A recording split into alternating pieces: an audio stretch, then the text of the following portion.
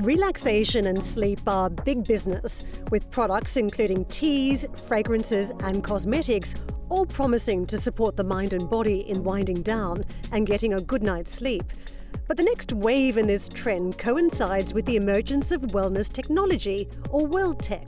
One gadget on the market is Moonbird, a screenless handheld tech device which guides breathing and claims to decrease stress and help users to fall asleep in 8 minutes, even those battling insomnia.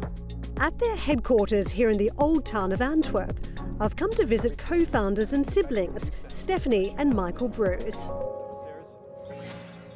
Stefanie and Michael, thank you for having CNBC at your offices here in Antwerp. Well, first up, what exactly is Moonbird?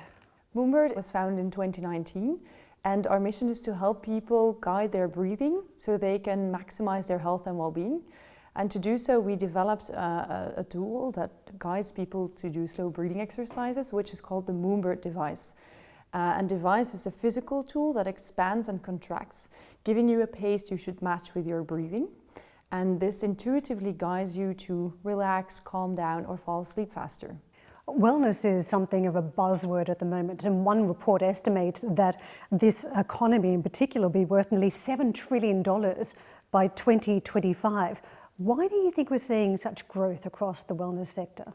I believe that after the pandemic, our concept of wellness has changed a bit, and wellness is now much broader than just going to the gym or watching what you eat. But mental health has now become an essential part of being healthy and watching your own health. And people are prioritizing these things much more and thus are spending more on this as well. And as a result, there are much more innovations made for these more detailed wellness areas. And that's why I think that this whole wellness industry is just booming much more than it was pre-COVID, at an even faster pace, because just everybody is working on this.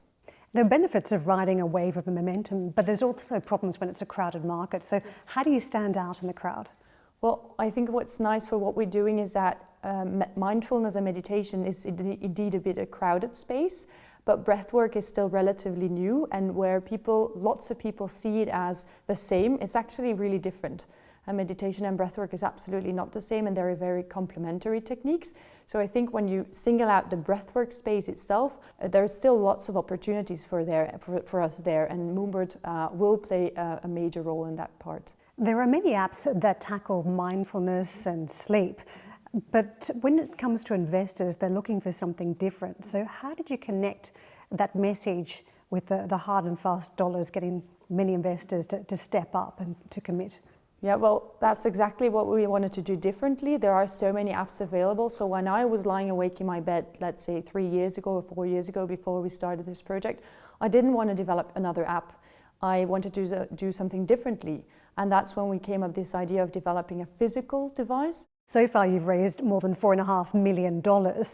What kind of responses did you get from investors when you did the rounds? Were they interested straight up, or did you have to convince them this was something different?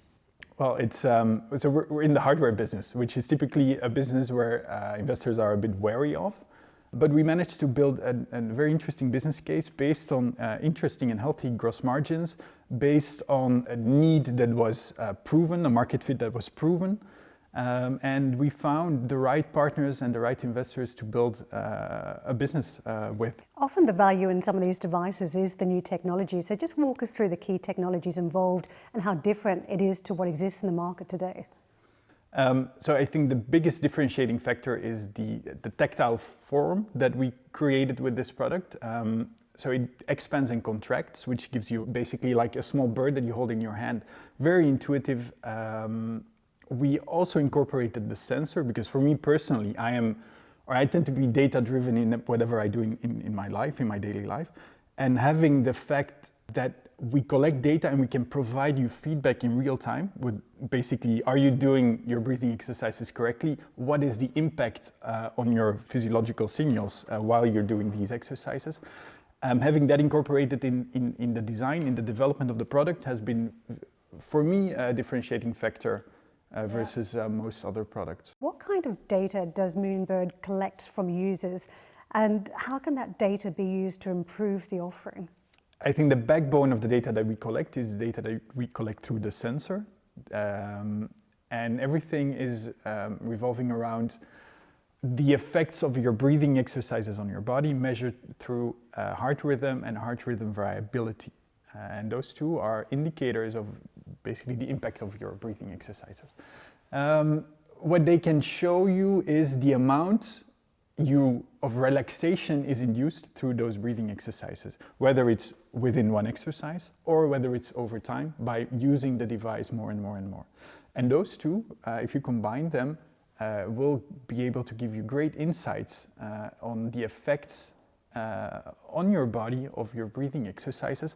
How could AI shape Moonbird's future? I see many opportunities to enhance our analytics and predictive capacity by using AI. More broadly, how do you think artificial intelligence can help our wellness? Oh, there are many ways in which it can help us. It will help us find better or establish better diagnosis when we're sick. It will help doctors in making their diagnosis and so on. It will make wellness much more approachable, because we will be able to talk with bots that can help us before going to a doctor and so on. So I see lots of improvements on lots of places, but obviously there are ethical questions and things that should be checked before rolling out these systems all at once and doing it too fast. So it is something we should be cautious of and be mindful in how we implement this into our daily lives. But I do see a huge added value of AI in the wellness space over time.